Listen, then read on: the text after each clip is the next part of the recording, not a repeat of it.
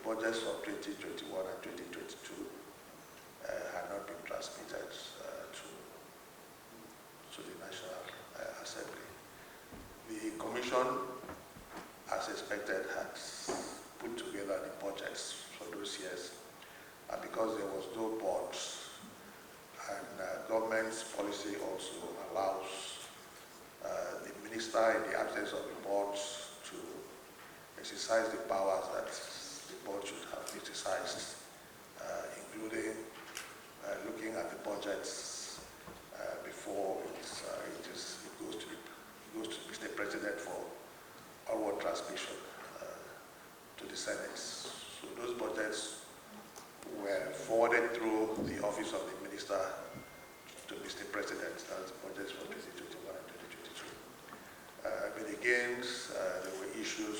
It took time before those budgets would be forwarded because the presidency too had decided that everything about the commission would be handled holistically once the reports of the forensic audits had been reviewed by the office assigned to do that review, and the recommendations made to Mr. President. Mr. President was looking for those recommendations.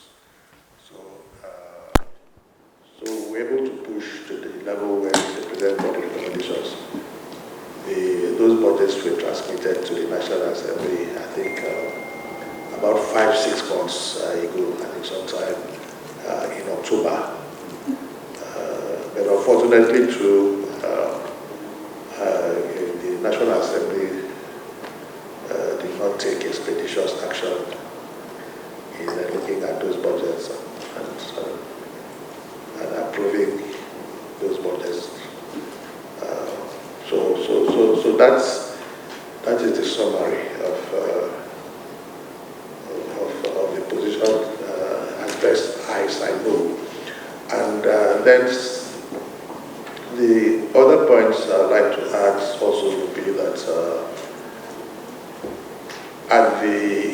when it comes to the national budgets, usually there's a special dispensation for the time for the implementation of the budget to be extended, for example, beyond December, and even the current last year's budget of 2022. By that special dispensation, of course, I think granted by the National Assembly. Again, the validity period of the 2022 budget was extended, I think, to June. So it would also mean that if the Commission had also taken steps, then the validity period of the 2021 budget, for example, could also have been extended sometime into 2022. But I wasn't the CEO of the Commission, so I'm not in a position to say whether that was done or not. Those who ran the Commission at the time can maybe throw more lights on that. So that's all that I'd like to say. And finally, I also would like to make it very clear that the budget is only a statement of intention. The fact that you have proposals in the budget, 800 billion, 500 billion, 600 billion, those are just estimates. And the expected revenues to match the proposed expenditures are not realized. They just proposals on paper. So for example, I know that for the 2022 budget, 2023, there were expectations on special funds to recover from EFCC and so on and so forth. But I think those expectations in the end were not met. So it would then mean that you can also have bogus estimates based on expectations. Those bogus estimates do not really translate into expenditures until you have a record of what was actually spent on recurrent expenditures, salaries, overheads, or on contractual obligations. Based on my experience in the past, because I ran the budget office in Akwa, I do know that if you have recurrent expenditure, you have overhead expenditure, you also have consolidated revenue fund charges contractual obligations, contractual liabilities usually are also classified under consolidated revenue from charges. And in the past, under financial regulations, so that the business of government will not suffer, when a budget was not approved on time, it was possible for government to issue a provisional warrant so that the business of government will continue. That warrant will be valid for 6 months. And that warrant will specify that you could carry on with the business of government at the levels of expenditure approved in the previous budget, so that the business of government will continue. Salaries will be paid, overhead expenditures will be met, obligations to other parties, state parties will be met, especially contractual obligations. And the first line charges, as provided for in the Constitution, will also be met.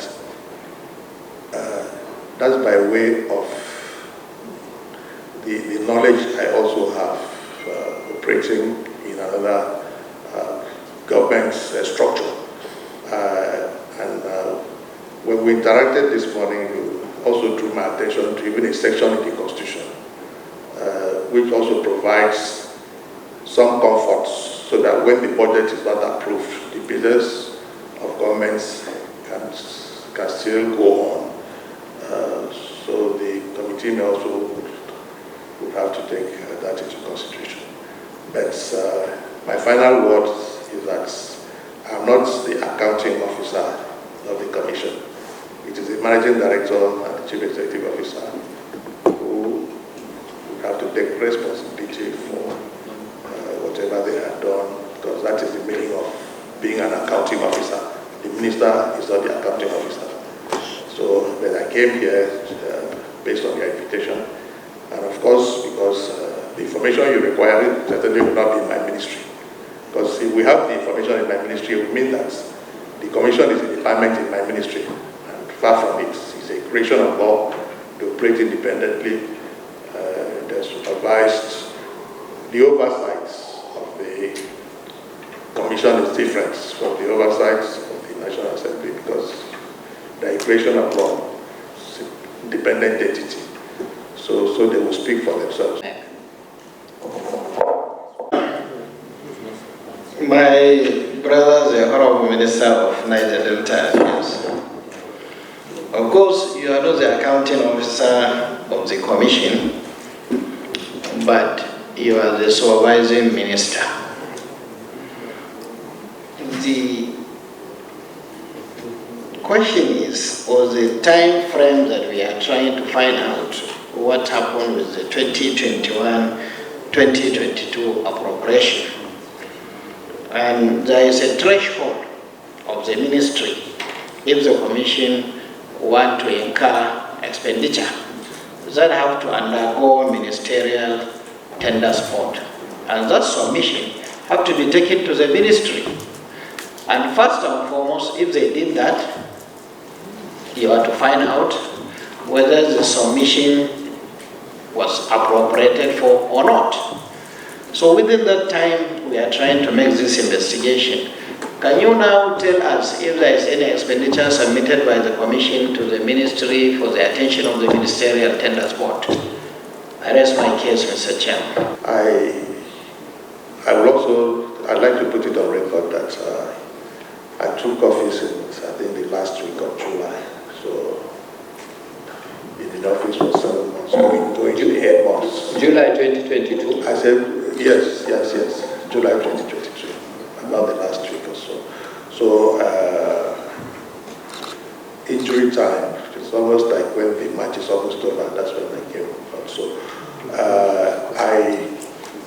I didn't know what transpired in 2021 and a good part of 2022. But I must say that, to the best of my knowledge, since I became minister, we have not, because those requests would be at the instance of your parastatal, when they know that they have expenditures which go beyond the threshold of the parastatal tenders board, that they want to write to the minister and the ministry to say we have this expenditure request is beyond a threshold, and then it will be referred as minister, and then will refer to the ministerial tenders boards. And since I became minister, I have not had such a request that I have referred to the ministerial tenders boards. It was only when those requests come that they can be referred to the ministerial tenders boards. Thank you. Thank you, Honourable Minister. Yes. Just a rider to what my colleague has just said.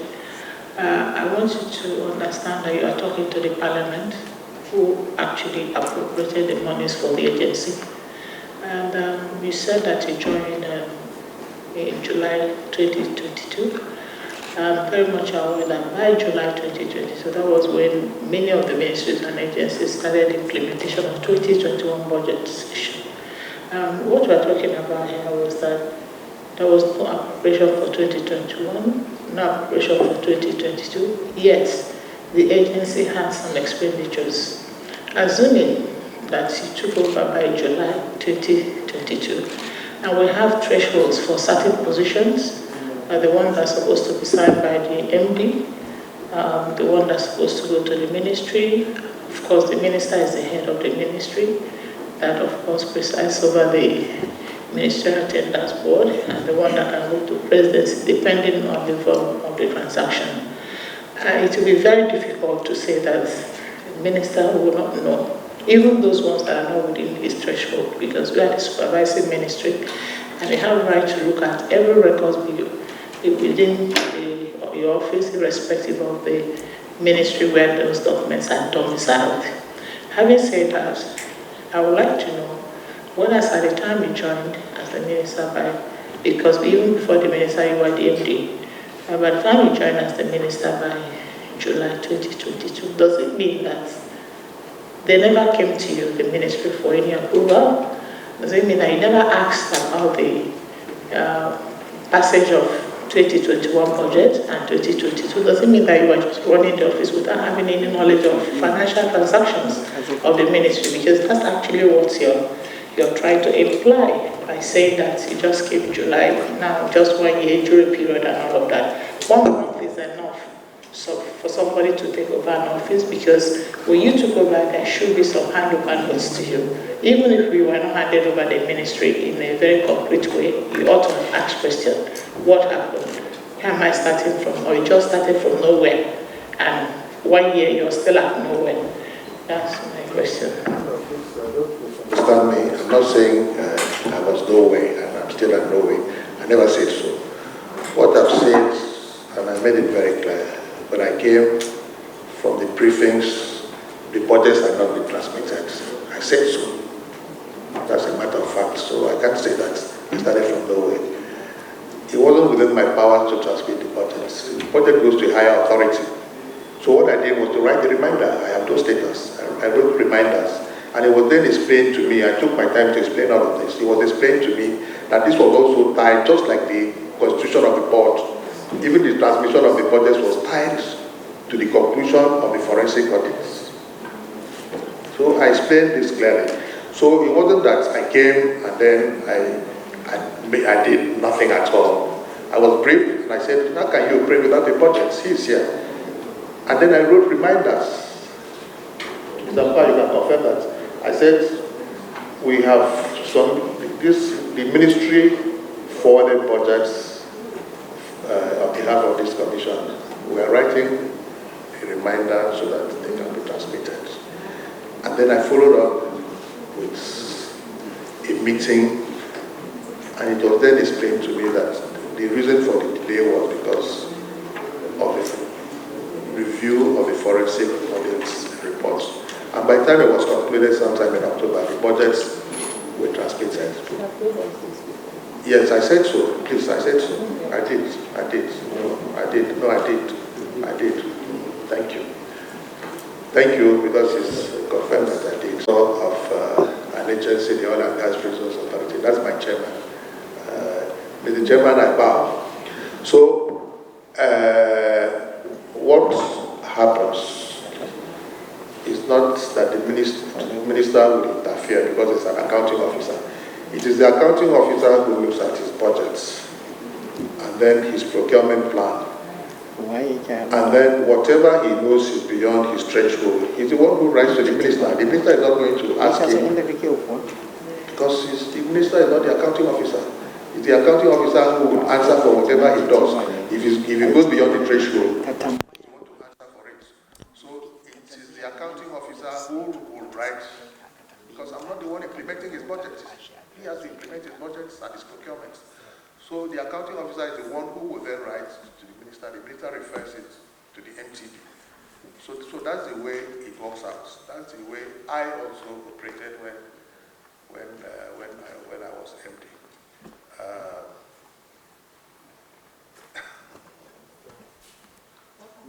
Sent us to do. Do you understand that, right? So we just want to know what happened and we produce our result, our reports. It's as simple as that. Now, one, for the records, you have agreed that the 2021-2022 budget of NDDC was not approved by the Senate. You know that much. For the records, we get that. Two, you also said you came in around July last year. That's about less than a year.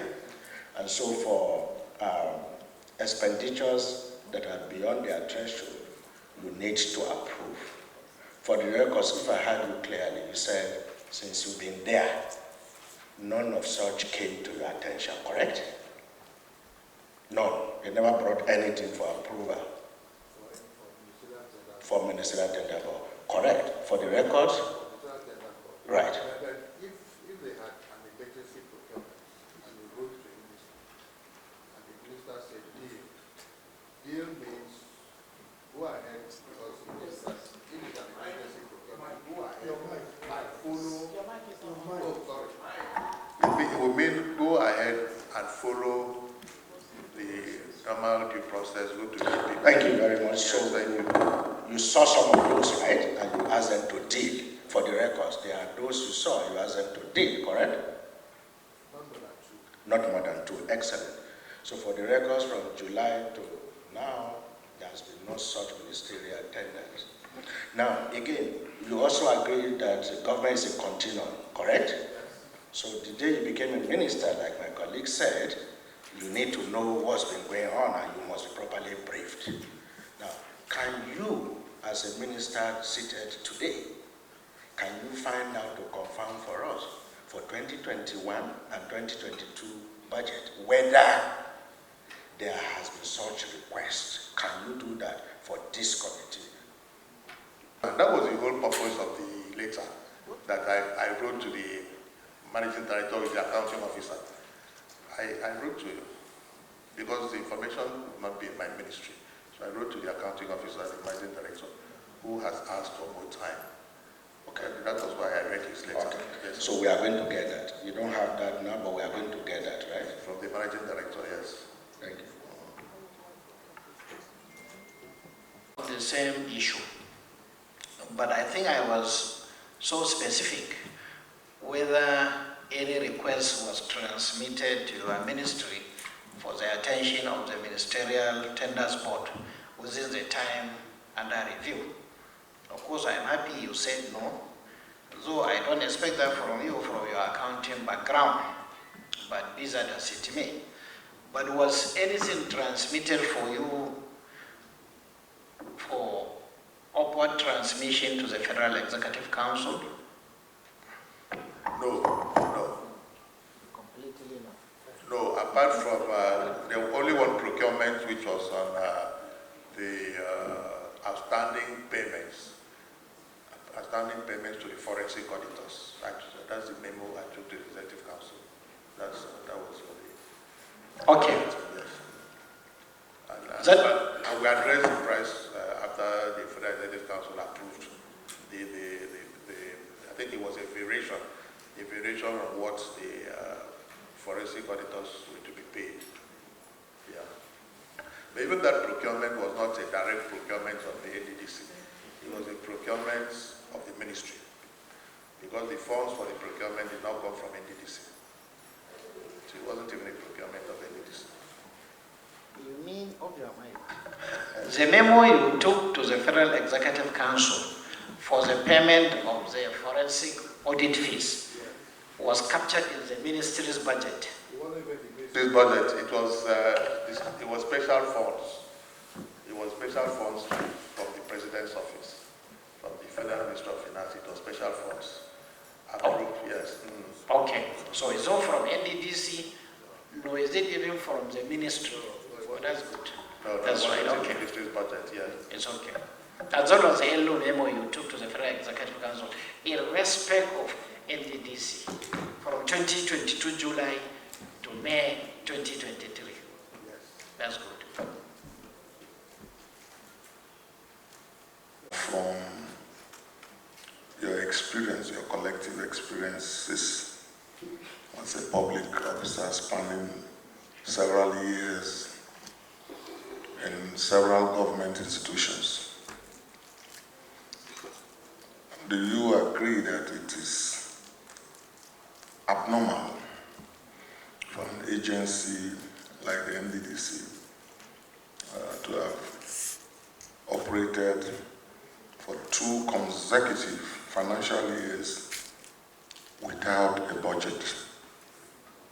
You were an MD of an agency. You agree that that's not normal, that's not usual. You agree? Yes. Yes, it is not. It's not the regular practice that an agency should run, and that was why when I came, I took actions by writing reminders. No, I'm coming. Yes. Okay. Thank you. Now, I know you have severally said, and we believe you, that you communicated to the NDDC and so on and so forth on the management along the lines you are talking about. When you were communicating to them, what exactly did you communicate? Were you saying, look, there's no budget? Did you say so? There was no budget? And maybe draw the attention to the provisions that allow you to make expenditures for the previous year? Was that what you did? One. And was there any time you expressed and communicated that concern about the abnormality of what you were seeing and dealing with to your superior, the president? Because here was an agency under you, which you have said, operating in very abnormal circumstances for 2 consecutive years, some of which you were not there, I know, we agree. So, number one, what exactly were you communicating to them? And did you follow up by expressing or communicating the concerns about that abnormality to your boss, the president? Yep, go on. Well, thank you very much. Well, I already explained that the reason for the delay, because when I made inquiries, the reason for the delay for the transmission of those budgets had to do with the forensic audits.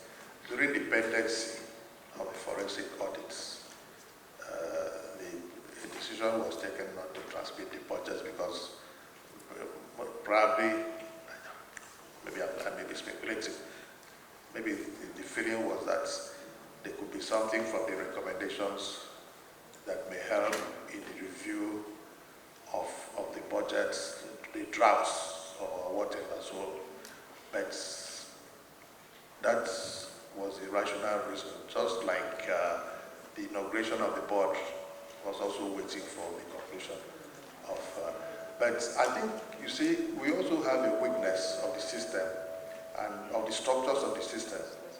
It is not only NDDC. There are several other parastatals and agencies whose budgets are delayed. Sometimes the approvals come in the last quarter of the succeeding year. It's not only NDDC. As a matter of fact, And those budgets are then presented quite late to the National Assembly. It's also a matter of record.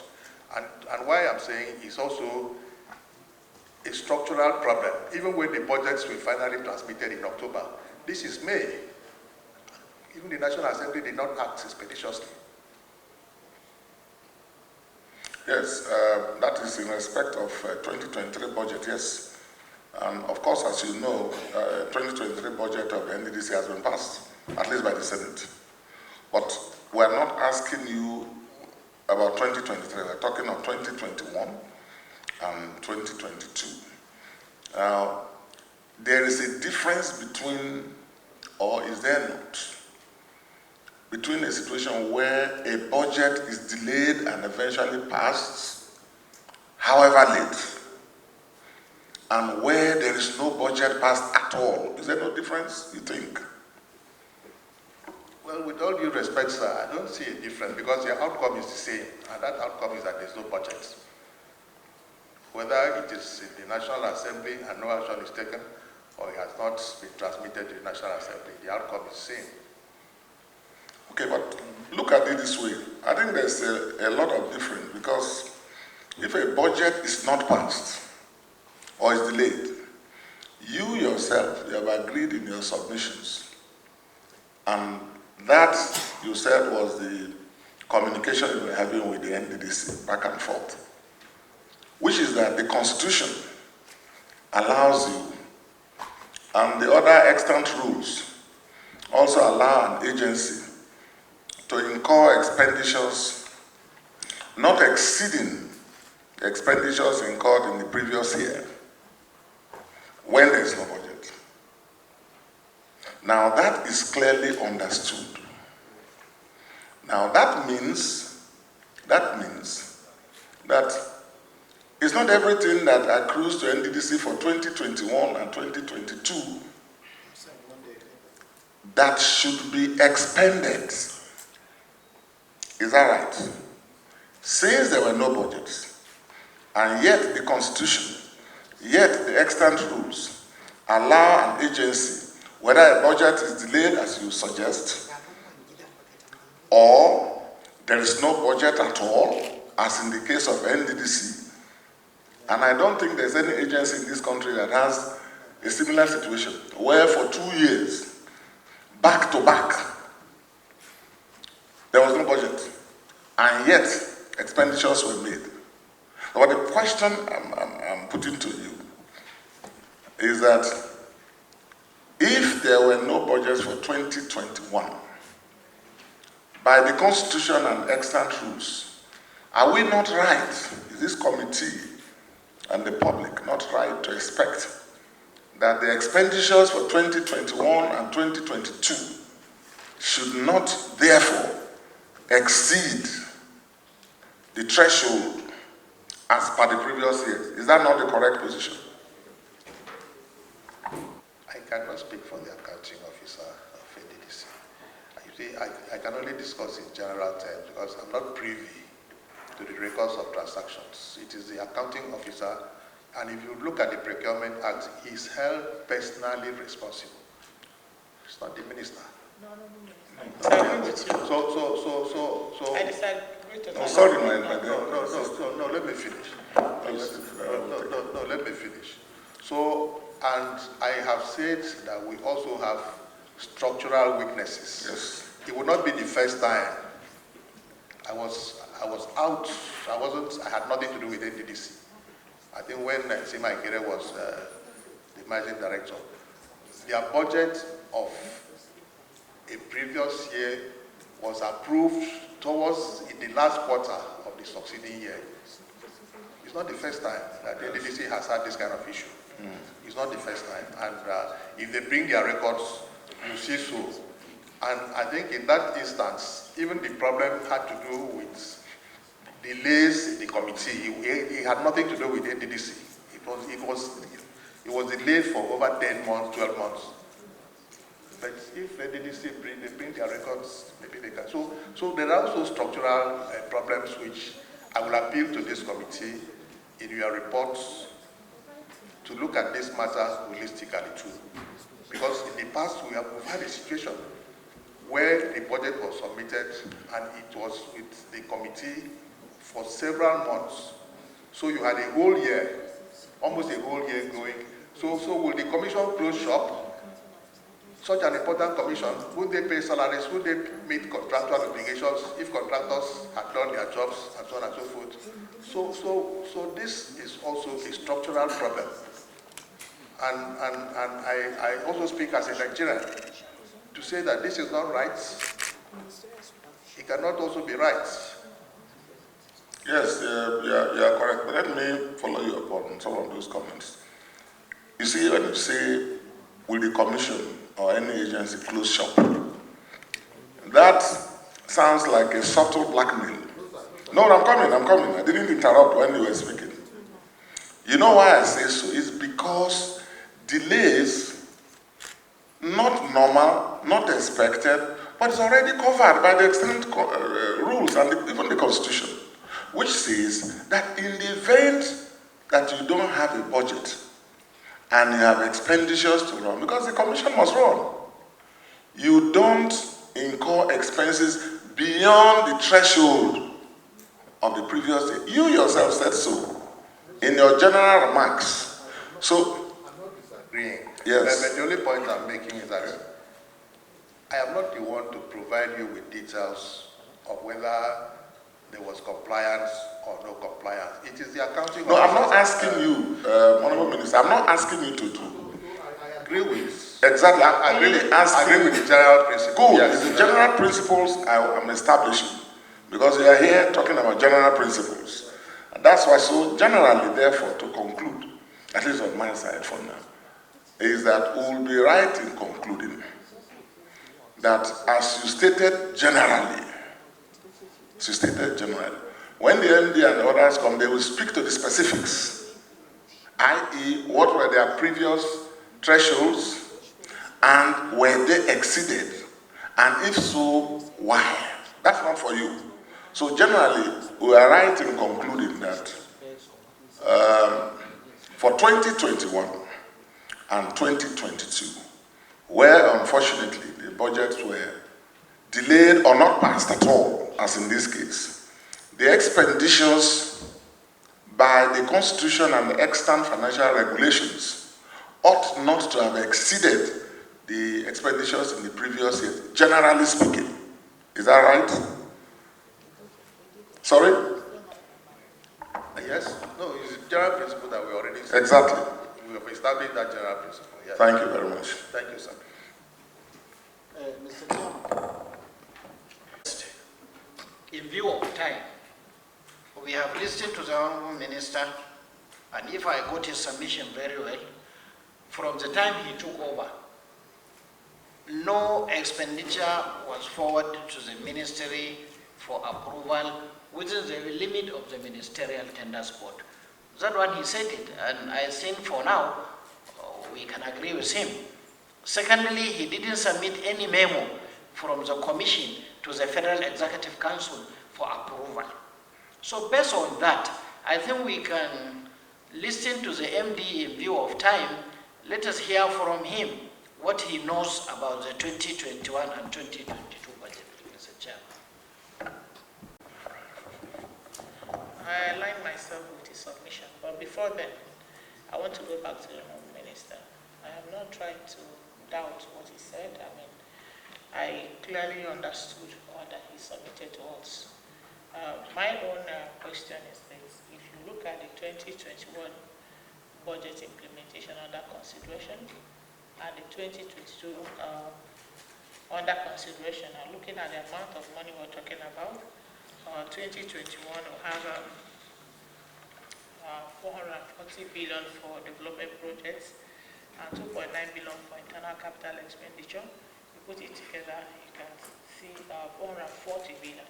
We're talking about 443 billion for 2021, and 2022 we're talking about almost 543 and 3.7 billion. We're talking, but if we don't have the analysis of the expenditure, if we don't have the figures, because it's only the figures that will give us the thresholds we're talking. to know whether the thresholds are within the authority of the MD or that of the minister. So that the minister is not an accounting officer, fine, he's not, but he's the supervising minister. And the accounting officer then is here. Of course, he will give us his own details. But we'd like to know the thresholds. That is why we need the documents. We can't be talking about facts and figures, accounting, without the papers. The papers are not with us. The budget we have here is just summary of the entire expenditure. The details are not here. How can we do justice to this investigation without us having the details of the expenditure? So it is like the minister's word against the MD or against us, or against whatever. So we should be able to have the figures with us. Without the figures, how do we arrive at our conclusion? We don't have the figures. We don't have the submissions. We requested for them. We don't have them. And the accounting is about looking at the figures. Vis-a-vis the submissions before the committee, we don't have them. So is this really an investigative hearing if we don't have the figures we're talking about? We don't have them. The fact remains that we don't have them. So the minister will tell us, I didn't write any letter, I didn't authorize, I'm not the accounting officer. MD, of course, will come and tell his own story. We have no documents. We need the documents for us to do justice to this investigative hearing. Thank you. Sorry, the issue of threshold is spelled out in the financial regulation. It's a general principle that is applicable to all MDS. So the clerk is supposed to feed us. No, not even the document. What is the threshold? But be that as it may, the fact that no submission was made to the ministry, that remains for now. So I think, Mr. Chairman, I agree that she has aligned herself to my submission. I think it's in view of time, where we need to get this information is from NDDC because this is their budget. Let it also be on record that just as I asked my brother, the Honorable Minister on record also said that he did not draw the attention of the MD of the NDDC or whoever was running it. He did not also draw the attention of his boss, the president, as to the dangers of the agency operating two budgets. Sorry, sir, I didn't say without. I didn't say so. Because if you did, you tell us. No, I didn't say so. So, but I ask, whether did you draw the attention of your boss, the president? You said you did not. No, if you did, then very well, we record it so. I didn't say so. I didn't say so. Please, you are free to answer. No, I didn't say I didn't draw the attention. I didn't say so. Please, I should be. So did you? I should be quoted properly. I said when I took over, in the very first week when I took over, I wrote a letter of reminder on the budgets. The letter is I can produce the records. I wrote a letter of reminder that the budgets were still pending. The transmission of the budgets to the Senate for approval, legislative approval, was still pending. First week. And I got the feedback. I've said it, this is the third time. And I got the feedback that action will be concluded when the review of the forensic audit reports is also concluded. So I have explained this 3 times. So I haven't said that I took no action or I didn't. And finally, sir, I'm sorry to go back to this issue of accounting officer. I have also taken my time to read the Procurement Act. And the responsibility, that is why a minister cannot give directives on the financial administration of a parastatal. No minister can do that because he doesn't have such powers. He's not the accounting officer. The issue of threshold, as the distinguished Senator Kali pointed out, is specified. The CEO has his own threshold. Beyond that, it goes to his management, the maintenance, yes, the parastatals. Beyond that threshold, it goes to the ministerial. It is the CEO who would say this procurement is beyond my threshold so that I don't get into trouble. He will then write to say this one should be handled by the Ministerial Tenders Board.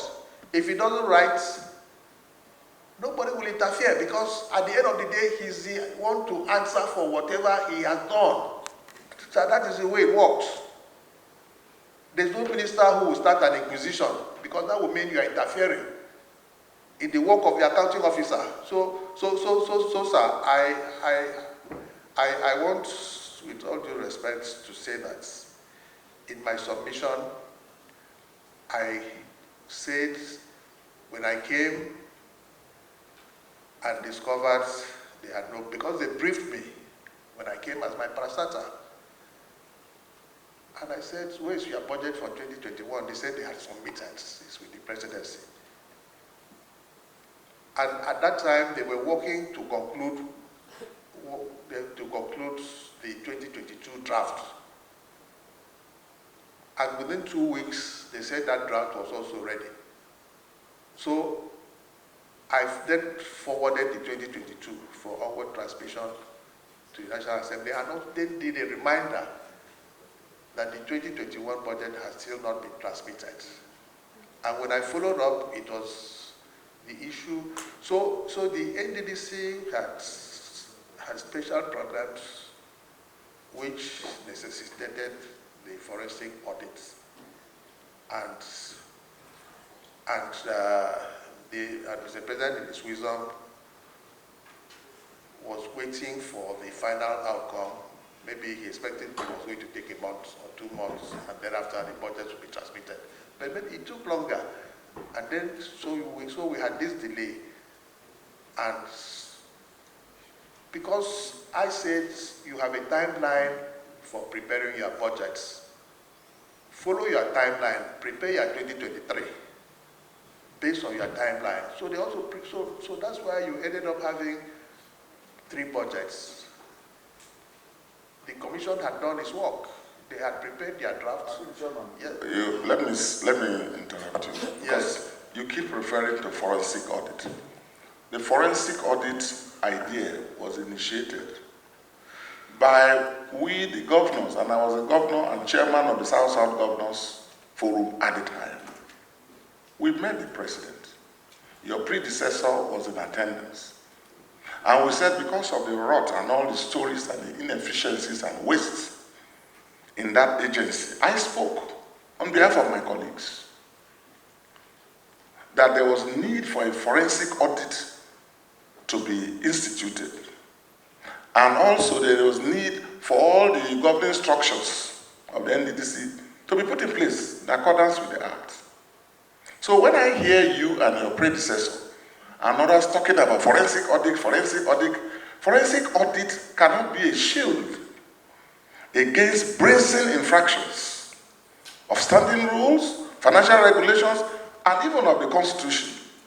The forensic audit was to promote efficiency, not to shield it. So I just wanted to be clear. Now, when you assumed duties and you saw that the 2021 budget not dealt with, not transmitted, not passed, therefore, approvals were being made, you did not know, yes, you are not chief accounting officer, yes, but you are supervising minister. True. 2022 budget, the same thing. I'm not asking you about thresholds, because you are right, and Akali, my colleague, is right, that if the CEO did not forward to you, proposals for ministerial tenders board and so on, you won't go looking for it. So you are not responsible for that. But then you are a minister and your duty is to supervise. That's why I think it's relevant to know what steps you took when you got to know that fundamentally there were no budgets. We're not talking of delay. No budget for 2021. No budget for 2022. Yet the agency under you was operating. You are not the accounting officer. Very well. That's done. That's why the duty of a supervisor comes in. When you saw, did you have reasons to suspect something wrong was going on? Did you not know something wrong was going on? At what point did you know, and what did you do when you knew? Did you draw the attention to the possible implications? Probably did not, no problems. And I ask, did you draw your boss's attention? Yes, forensic audit is going on, but the constitution of this country has not changed, which requires that there must be a budget duly passed by the National Assembly before expenditures can be made. And please, may I have that as my last intervention so that, just like what Senator Alkali said, we can leave the Honorable Minister. Then we go to the agencies those who were implementing, accounting officers. So finally, when you knew this, when you saw budget was not passed, forensic audit going on, another budget not passed, and sole administrator running, making expenditures, did you draw the consequences of this to the sole administrator and his team, and most importantly, to your boss? Thank you very much. A follow-up to that question. I've been hearing the minister saying that this is normal. It happens not only in NDDC, it happens, look, as a country. No, I didn't say it's normal. I said it's a problem. It's a structural problem. And I have to not to be addressed. That is not peculiar. Correct. It's not peculiar to NDDC. Okay, there are many other parastatals. Yes. Taken. We are trying to strengthen systems. We want to grow a country. We want to progress. Even if people do this, there has to be a point that we say, no, nobody can do that. And we are the ones that have to stop that as a National Assembly. So a follow-up to his question is to help us strengthen the system, because I would be interested. As a supervising minister, the understanding is that you check agencies that you are supervising to be sure they are doing the right thing, correct? Now, I want to know, in your power, what's the power of a minister over stopping his agencies from doing wrong things? If you don't have powers, maybe we need to go back and look at our laws. Well, thank you very much. You see, supervision on a policy level is not supervision on financial administration. That is it. That is the way it is. Even the minister in the lineup, in the procurement acts, even in the ministry, it is not the minister who is the accounting officer, it is the permanent secretary. So even the MTB is not chaired by the minister. That is the acts. It is whether we will not look at whether it is right or wrong, because it is the law. So MTB is a body recognized in the Procurement Acts. Those who are listed as members specified, who should chair it specified. So it is not even at that level, it is not the minister who is the MTB, because MTB is created by law with powers clearly stated by law. If they don't approve procurement, there's nothing any minister will do. Nothing. Nothing. They have powers under the law. Yes, to say this procurement, we throw it away. Nothing. Nobody will do anything. And they will write their reasons. And that's why if there's also a problem, they'll be held accountable because, yes, for their actions. The procurement, and it's very strict. It's something that people will go to prison. So what I want to say, sir, is that this exercise in your report, if you can help in strengthening the system. I have said this is not the first time, sir. When I said this, I wasn't trying to criticize the National Assembly, but I said it is not the first time that NDDC has had this kind of experience. And I should be commended, with all due respect, sir. You are talking about 2021, 12 months. 2022, about 6, 7 months gone, 7 months gone. I came in, it was through my efforts. and my push that you even had the budget coming in end of September.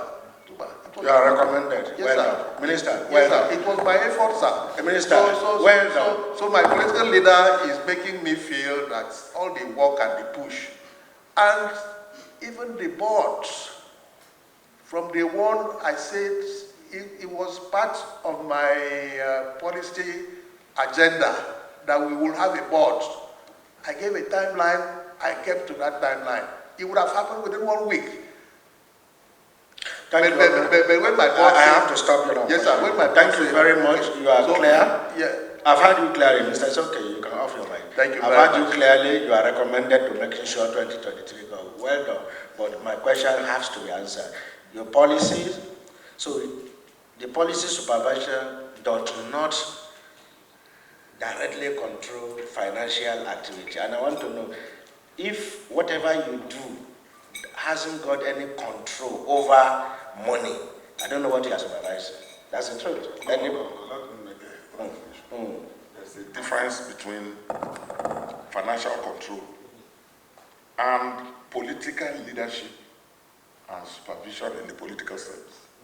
The minister is the political leader of the ministry and of the agencies under it. If an agency under me as a minister is not working well and doing something that's patently criminal, patently unconstitutional, you can act. At least you can report or do a memo to the boss who appointed that subordinate to say, this is unconstitutional, this is wrong. And that's an essential element of leadership that you exercise. That's what I was driving at. So it's not completely true that a minister is helpless if an agency under him I'm not talking about approve this or not approve this. You can't quarrel over financial things. No, I never. But general issues.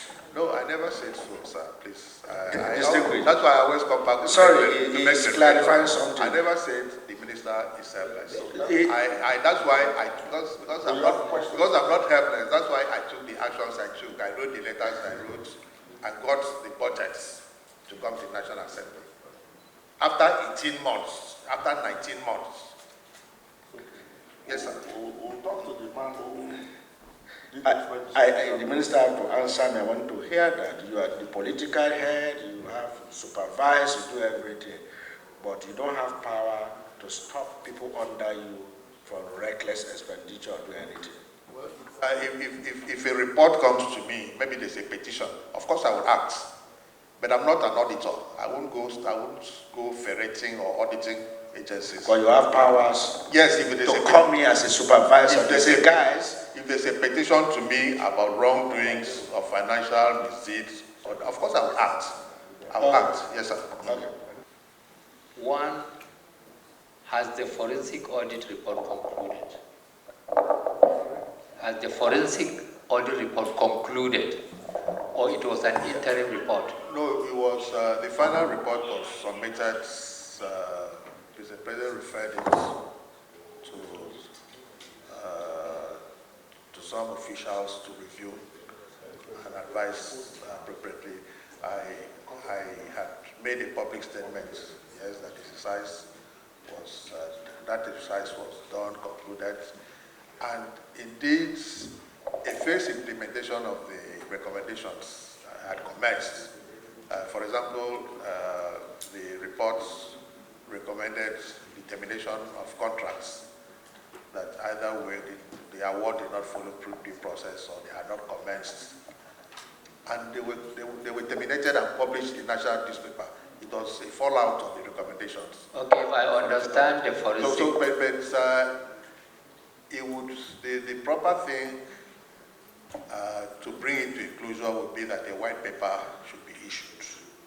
And I also know that a white paper committee was constituted by government to deal with that. Okay, that is on the government side now. But on the consultancy side, they have done their work complete and submitted. Was the submission to the office of the Honorable Minister or Minister of Niger Delta Affairs or to Minister of Finance? Since it is the Minister of Finance that provided money for the payment. The report was submitted to the President. Okay, directly to the President. Directly to the President. Okay. Having done that, is the white paper too concluded? The Office of the Secretary to the Government of the Federation. It has not been concluded. You should answer that. I cannot speak on that, but I know that a committee was set up to prepare the white paper. That I can confirm. So we can say at this point in time that even though there was an forensic audit report, the consultants have finished, government have not concluded on the white paper. That has not been issued, yes. Okay. That's a fact. Now, that means that, you know, the government has not passed its own,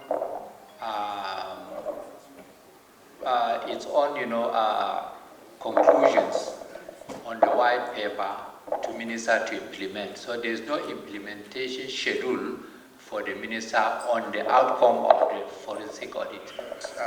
Apart from the recommendations that were communicated to the minister for implementation, for example, the cancellation of those contracts, that was communicated. That's why I also said a phased implementation of the recommendations. There were some aspects of the recommendations that the government felt should not wait for the white paper, that should be implemented immediately.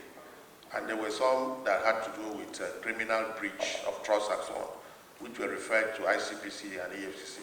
And they've been also working on those aspects. They've been working on those aspects, yes. So, and those recommendations have not delayed any form of running the agency in terms of either administration or procurement and whatever. Procurement must have been going on even with the recommendation of government, or there was no procurements at all. It is the accounting officer who should produce the reports. No, I'm saying to the minister and the minister to, or it was directly to the accounting officer. There was, to the best of my knowledge, I don't think there were any guidelines to the CEO arising from the report of the forensic audit. Beyond the recommendation which was communicated. So the recommendation communicated to the minister. It was communicated to the minister and then transmitted to NDDC for implementation. And I do know that the contracts listed for cancellation, action was taken, they were published in the papers. So we want those correspondences between the government and the minister, and between the minister and the agency. Yeah, those were. Okay. Yes, all right. So number two. Yes, sir. Although my colleagues have dealt on the policy issues, but I would still want to say something on the policy guidelines. You came in July 2022. Everybody in this country, at least people in the Niger Delta, not specifically, there was forensic audit. And there were recommendations, passed for implementation. Now, were there some other policy guidelines you made, as a supervisory ministry on the agency, or there wasn't any?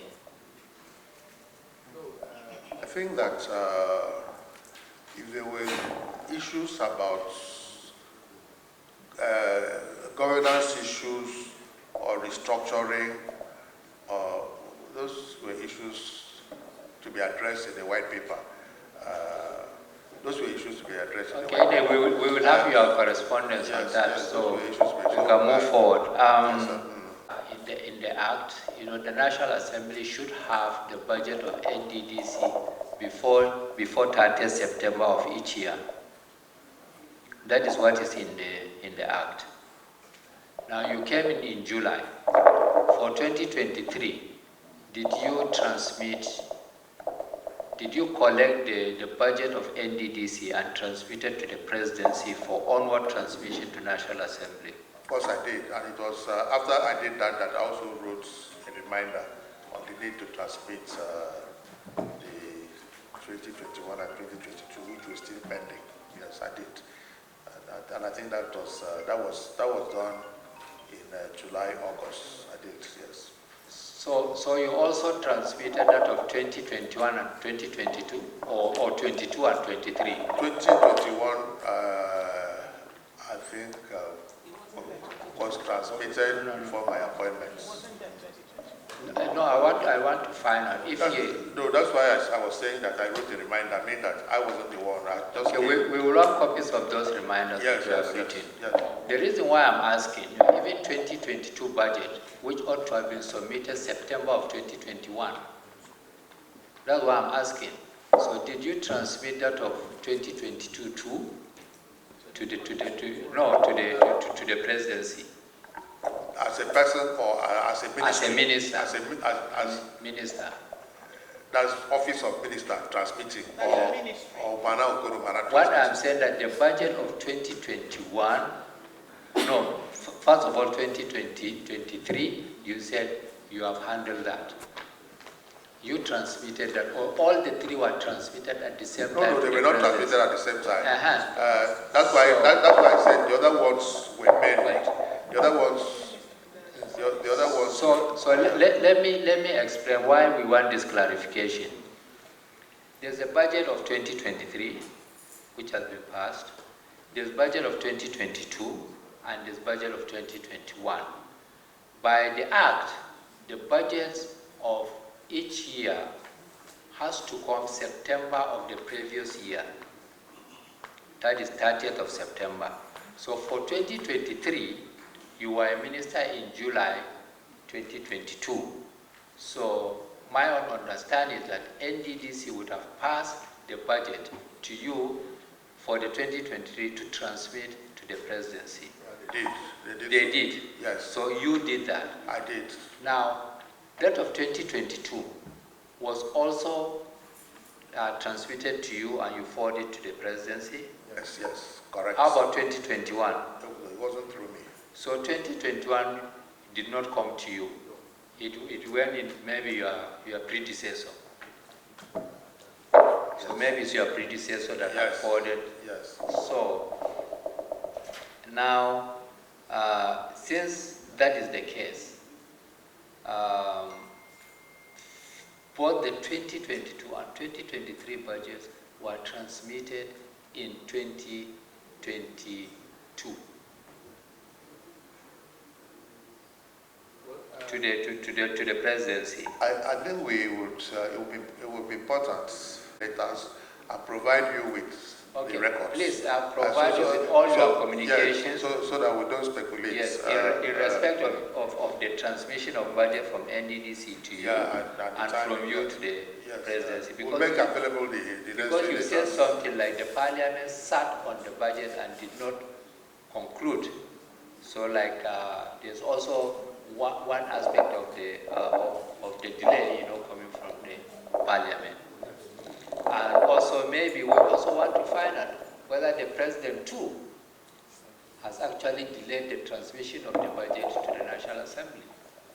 Because these are all issues that we have to find out through communications between you and the presidency, NDDC, and you. But since for 2021 budget, which ought to have been transmitted in September 2020, because that's when it should be. And even for 2022, it ought to have been transmitted in September 2021, but it didn't come to you until sometimes in 2022 after. I think some of this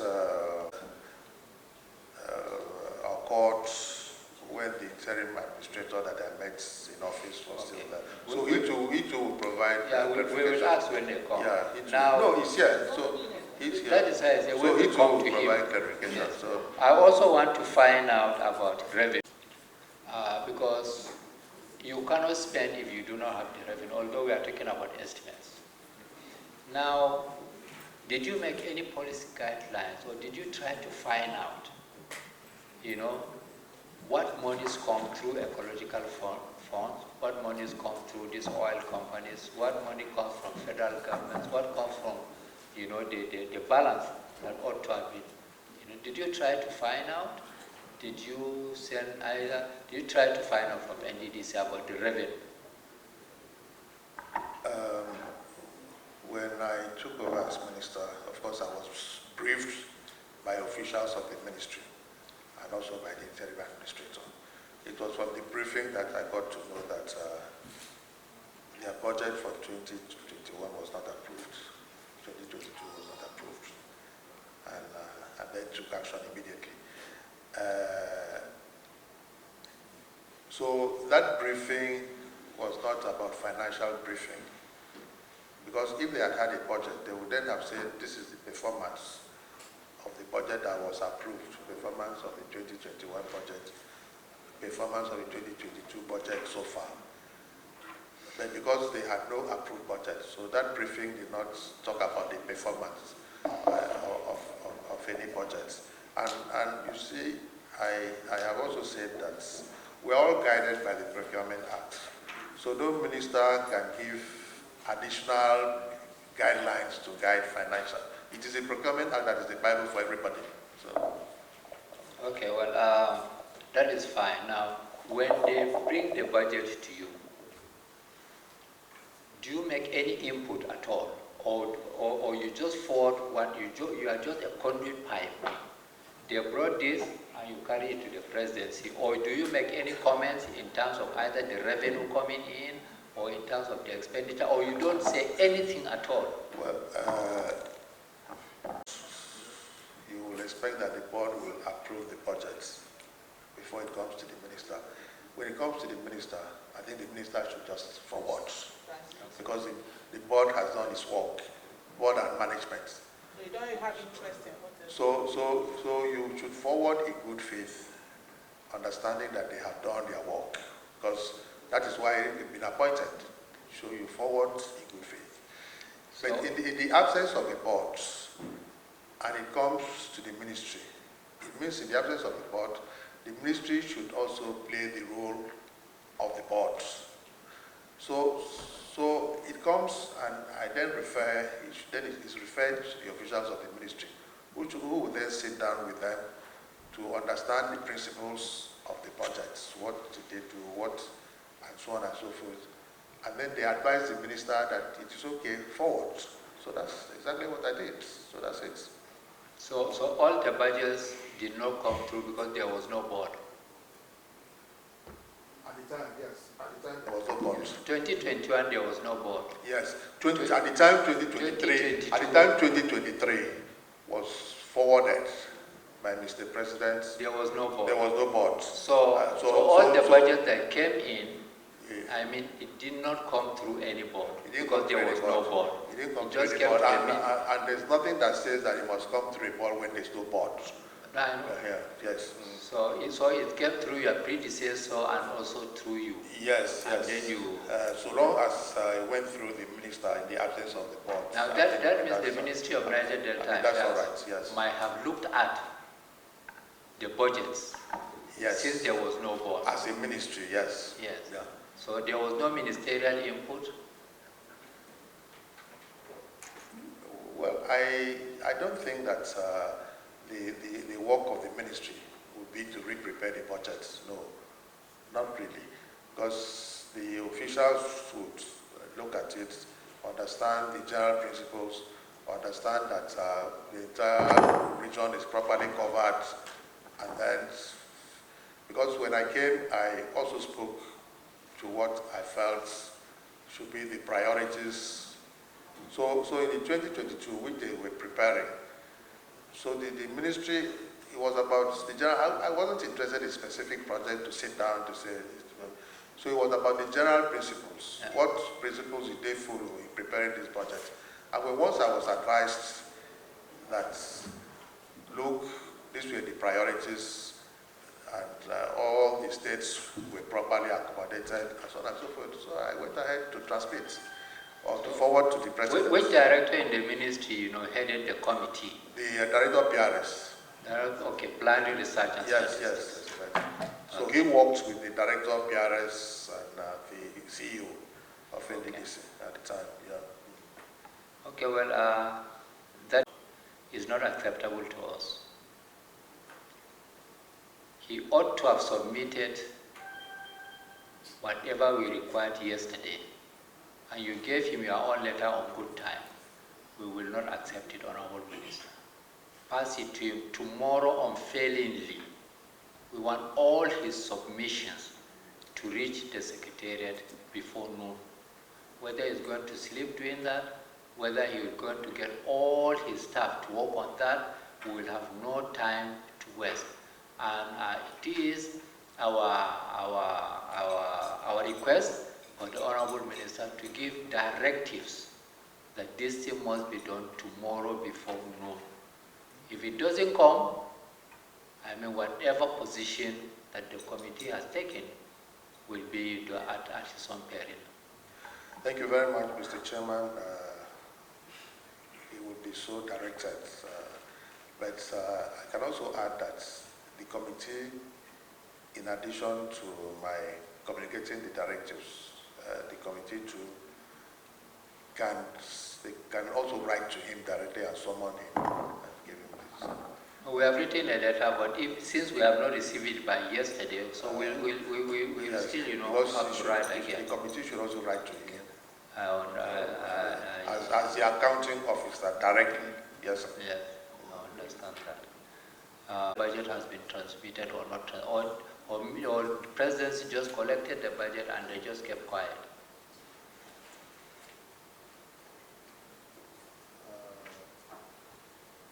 When you sent the budget yes, sir, to presidency, was there any correspondence from them, either that they have transmitted this to National Assembly, or they have not, or they are delayed, or they are waiting for the forensic, as you have said?